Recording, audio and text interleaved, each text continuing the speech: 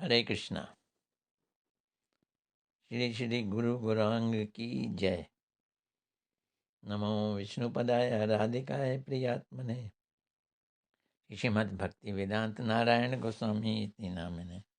श्री कृष्ण लीला कथने सुदक्षम उदारे माधुर्य गुणैश्च युक्तम वरम वरेण्यं पुरुषं महांतम नारायणं त्वां शिरसा नमामि। आज मैं श्रील रूप गोस्वामी जी द्वारा लिखित मंगलाचरण से महाप्रभु जी को प्रणाम करने जा रहा हूँ। अनर्पित चरिम चिरात करुणा अवतीर्ण कलो समर्पित उन्नत उज्ज्वल रसाम स्वभक्ति श्रियम हरिपुरट सुंदर दुति कदम संदीपता सदा हृदय कंदरे स्फुरत वह शची नंदना। शची नंदन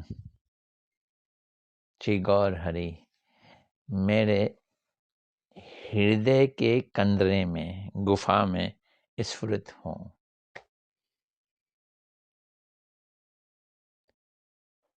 महाप्रभु जी कौन है और किस लिए आए यहाँ, इसका पटाक्षेप रहस्य का उद्घाटन श्रील रूप गोस्वामी जी ने किया और चेतन चरितामृत के रचयिता श्री कृष्णदास कविराज जी ने उसको सुंदर रूप से व्याख्या करके बड़े प्यार भरे प्यारों में, बंगाली कविता को प्यार कहते हैं, उसमें लिख डाला। आज उसी का आश्रय लेके मैं श्री चैतन्य महाप्रभु जी की लीला में, उनकी कथा में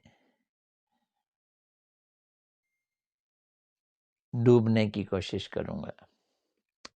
श्री गुरुदेव कहते हैं वृंदावन माधुर्यमय स्थान है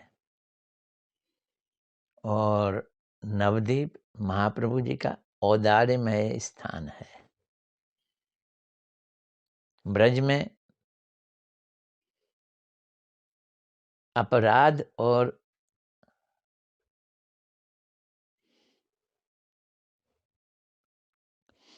अनर्थ वाले नहीं जा सकते, लेकिन नवदीप में महाप्रभु जी की लीला में इसका कोई ख्याल नहीं रखा जाता। कितने भी अपराध हों, कितने भी अनर्थ हों, अनर्थों वाला व्यक्ति, अपराधों वाला व्यक्ति हाथ खड़ा करके महाप्रभु मैं तुम्हारी शरण में आया हूँ, महाप्रभु जी ले लेते हैं शरण में, फिर उसकी सफाई कर देते हैं। वो साधन करता है, उसकी सफाई हो जाती है।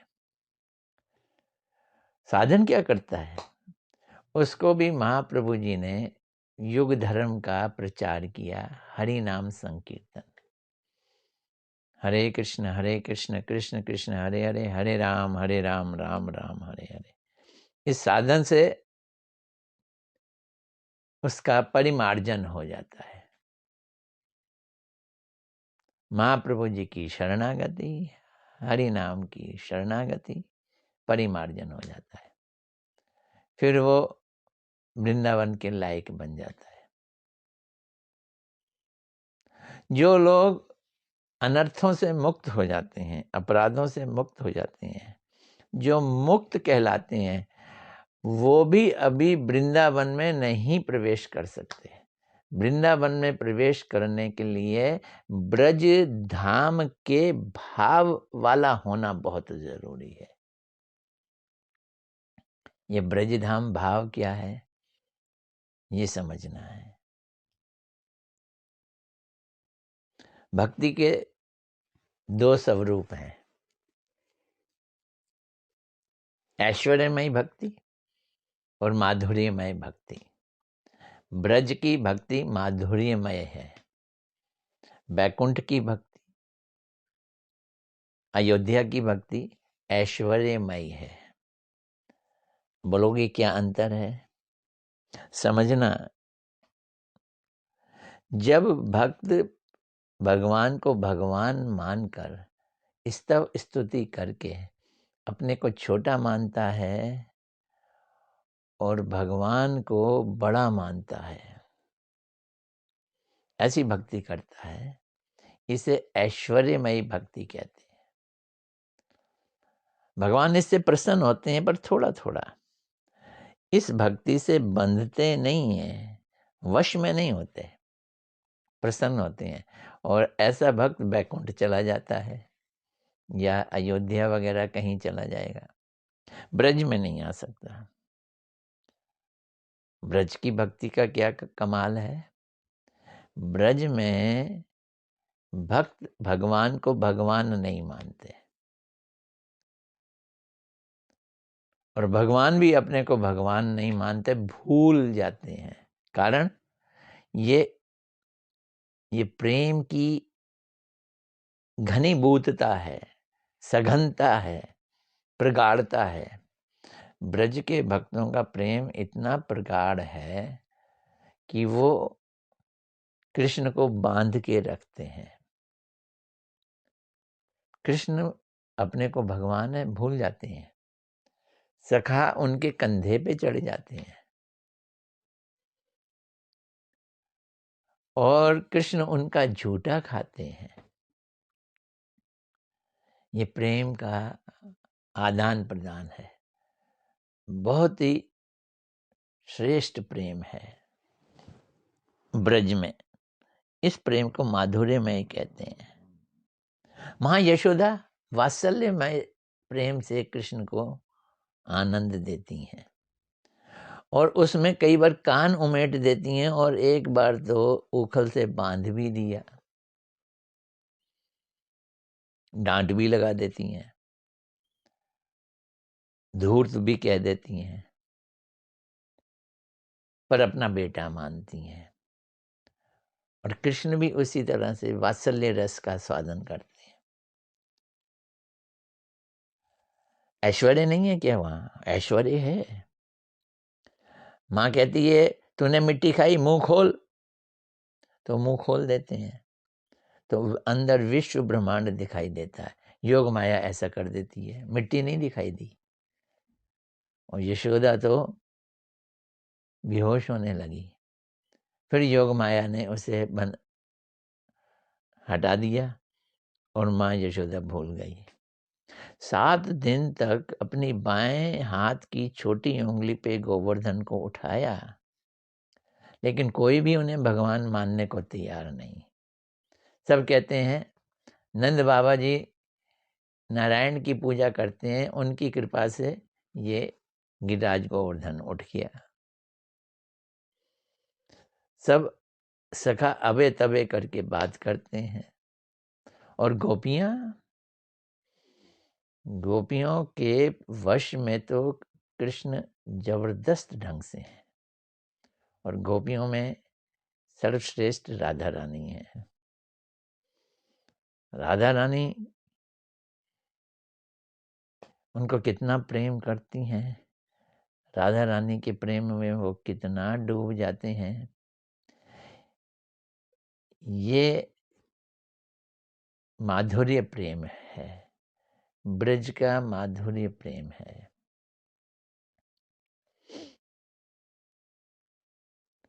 गोपियों वाला प्रेम सर्वश्रेष्ठ है। उसमें भी राधा जी की पाल्य दासी बनकर राधा कृष्ण को मिलाने वाला जो प्रेम है, इसे मंजरी भाव कहते हैं। ये और सब प्रेम और भावों में श्रेष्ठ है। चैतन्य महाप्रभु,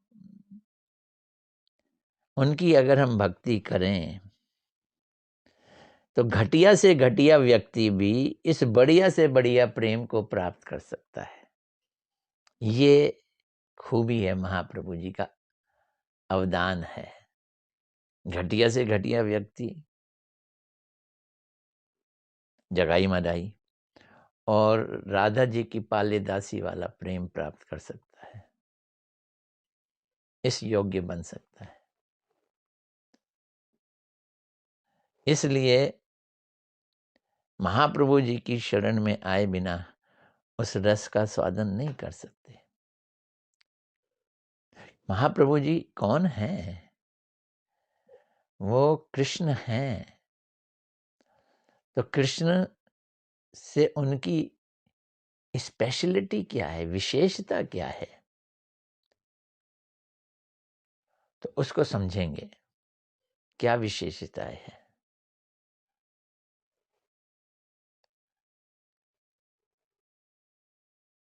कृष्ण ने राधा जी का भाव, राधा जी का रंग लिया और महाप्रभु बन गए। ऐसा क्यों किया? ऐसा क्यों किया? इसी को हम श्री कृष्णदास कविराज जी की शरण लेकर समझने की कोशिश करेंगे।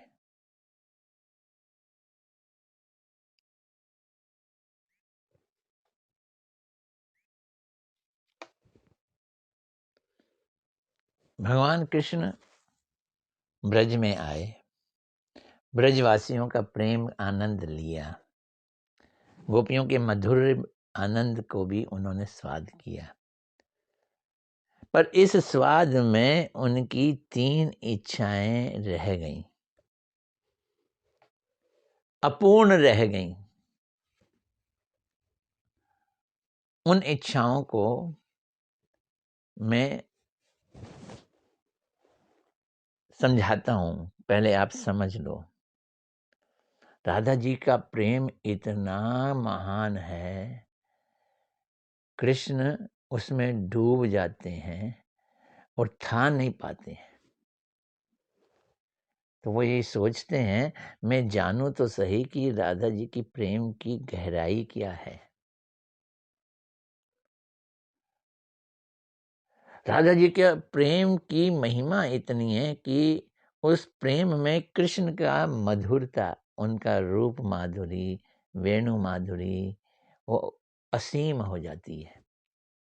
कृष्ण को अगर कोई स्वाद लेना चाहता है उनके माधुर्य का, तो उसके लिए प्रेम होना चाहिए। दुर्योधन के सामने भी कृष्ण खड़े थे, लेकिन दुर्योधन स्वाद नहीं ले सका। तो राधा जी का प्रेम इतना गहरा है कि वो कृष्ण से प्रेम करके कृष्ण को जो आनंद आता है उससे कोटि गुना अधिक आनंद वो कृष्ण के माधुर्य में ले, वो कोटि गुना आनंद का आस्वादन करती हैं। तो कृष्ण की इच्छा हुई कि वो भी उस रस का आस्वादन करें जो राधा जी करती हैं, और वो भी उस कृष्ण के अपने ही माधुर्य का आस्वादन करें जो राधा जी करती हैं। चलो कृष्णदास कविराज जी इसको बड़े सुंदर ढंग से बताते हैं। ऐ मत पूर्वे कृष्ण रसेर सदन, यद्यपि करेल रस निर्यास चरवण। रस के सदन कृष्ण, रस का भी निचोड़ निर्यास उसको चखते हैं ब्रज में। तथापि न हील 3 वांछित पूर्ण, फिर भी 3 इच्छाएं पूरी नहीं हुई। ताहा आस्वादित यदि करी ले यतन, उसको मैं आस्वादन करना चाहता हूं, उसके लिए मैं यत्न कर रहा हूं।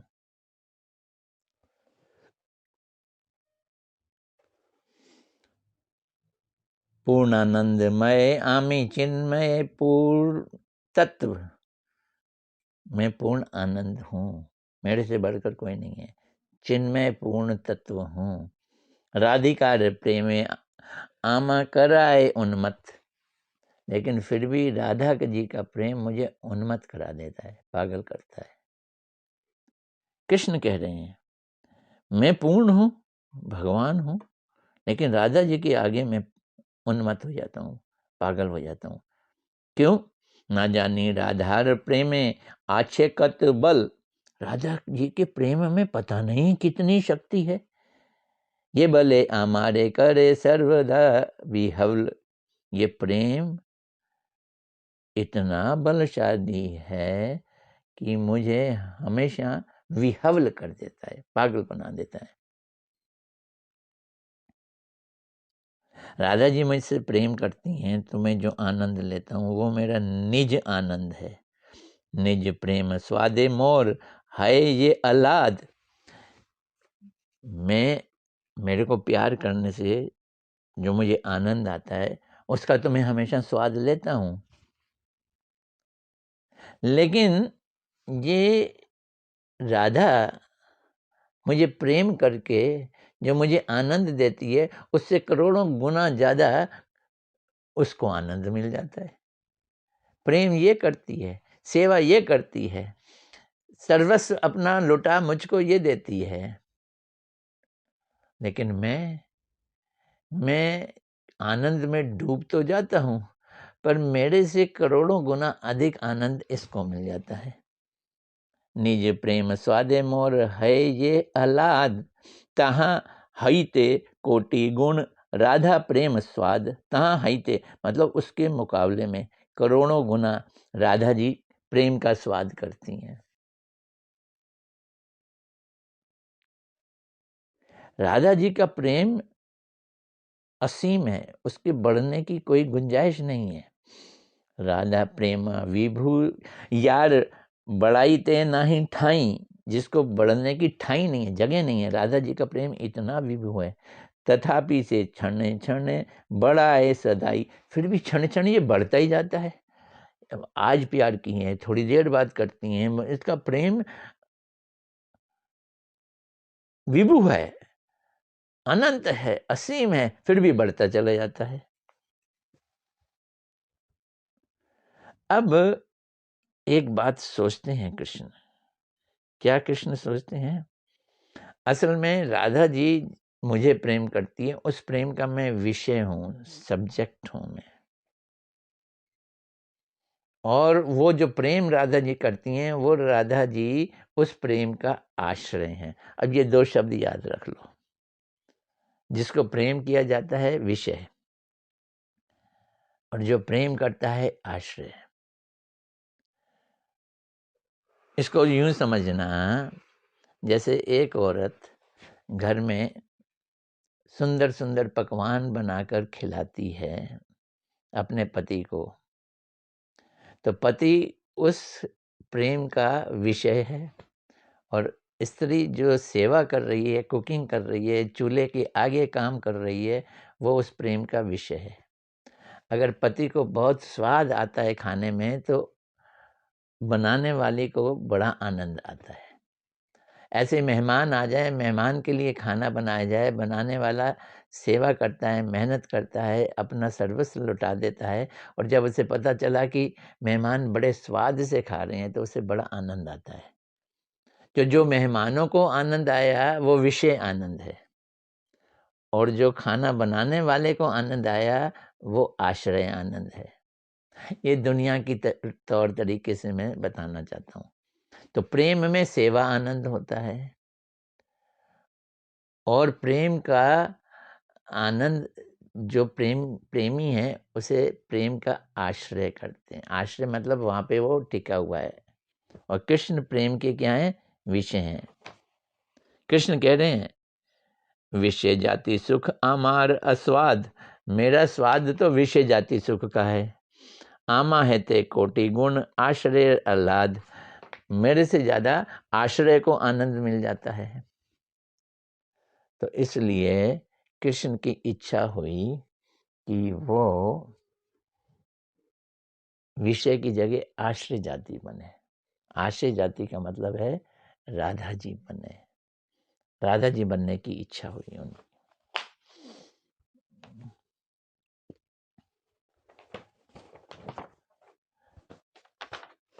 और साथ में एक और काम था। क्या काम था? दुनिया को कुछ देना था।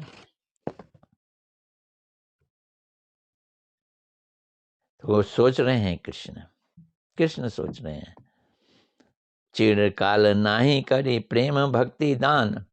ये जो ब्रज के प्रेम भक्ति का मैंने दान नहीं किया, कृष्ण के रूप में आया तब भी दान नहीं किया। खाली मैं गोपियों के संग, ब्रजवासियों के संग आनंद लेता रहा, लोगों को नहीं बांटा। अब महाप्रभु के रूप में बांटना चाहते हैं। चिरकाल मतलब कब से? ब्रह्मा जी के एक दिन से, एक कल्प से नहीं बांटा। भक्ति बिना जग तेर नाही अवस्थान।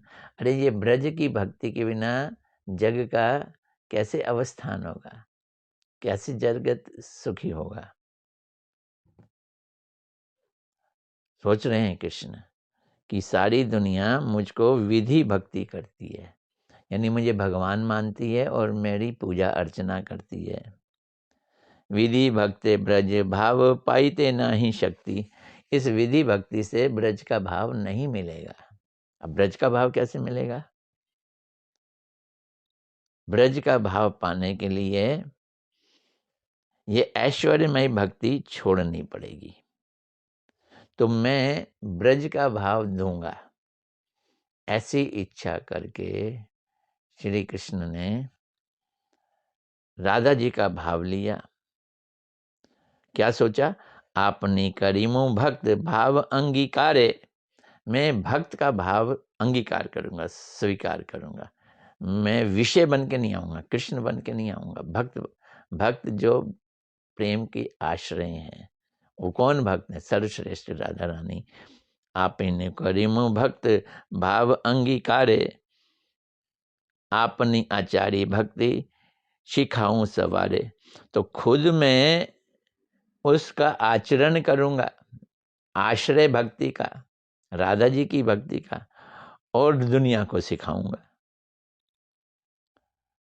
एत भाव कली काले प्रथम संध्याए। इस भाव से कली काल के पहले संध्या में 5000 साल पहले चैतन्य महाप्रभु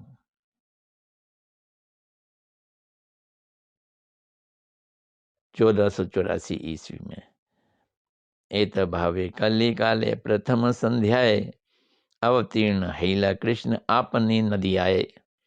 वो कृष्ण अवतीर्ण हो रहे हैं नदिया में। नदिया जिला है, अब तो नवदीप जिला बन गया है, तो ये नदिया कहलाता है। नदिया में कली काल के प्रथम संध्याय में शुरू में 4,32,000 साल का है कलियुग, और इसकी पहली संध्या है, यानी अभी 5,000 साल ही बीते हैं। कैसे? बड़ा सुंदर वर्णन कर रहे हैं कृष्णदास कविराज जी। चैतन्य सिंहेर नवदीपे अवतार। चैतन्य महाप्रभु जैसा सिंह ने नवदीप में अवतार लिया। चैतन्य सिंहेर नवदीपे अवतार, सिंह ग्रीव सिंह वीर सिंहेर हुंकार। उनका गला सिंह जैसा, उनकी वीर शक्ति सिंह जैसी, उनकी हुंकार भी सिंह जैसी। और जोर से हरि बोल करते हैं। सही सिंह बसुक जीवेरे हृदय कंदरे। अब ये प्रार्थना है कि वही सिंह जीवों के हृदय के कंदरे, गुफा में आके बैठ जाए। ये पहला श्लोक पढ़ा था ना हमने रूप गोस्वामी जी का। अनर्पित चरिम चिरात करुणा अवतीर्ण करो, सदा हृदय कंदरे व स्फुरतु शचीनंदना। वो शचीनंदन मेरे हृदय कंदरे में आए। यही गौर पूर्णिमा है। कहाँ है? हमारे हृदय के कंदरे में। सही सिंह वसुक जीवेर हृदय कंदरे, कलमश दुरिद नाशे यह हुंकारे। वो शेर हमारे हृदय के कंदर में हुंकार मारेगा, तो जितने कलमश हैं, जितने अनर्थ हैं, जितने पाप हैं, जितने अपराध हैं, वो क्या हो जाएंगे? उनका नाश हो जाएगा, और फिर हम ब्रज भक्ति के योग्य बन सकेंगे। इसलिए हम नवदीप धाम का आश्रय लेते हैं, नवदीप धाम की परिक्रमा करते हैं, चैतन्य महाप्रभु जी का भजन करते हैं, चैतन्य महाप्रभु जी को हृदय में बैठालते हैं, और ये गौर पूर्णिमा का महोत्सव मनाते हैं। मैं अपने हृदय से महाप्रभु जी का उनके समस्त परिकरों का, नवद्वीप धाम का, नवद्वीप धाम की परिक्रमा का, धाम की रज में लोट-पोट करके हृदय से प्रणाम करता हूँ, असंख्य कोटि दंडवत करता हूँ। गुरुदेव की कृपा से वो सब कुछ हमारे हृदय में कृपा के रूप में प्रवेश करें। गौर प्रेमानंदे हरि हरि बोल।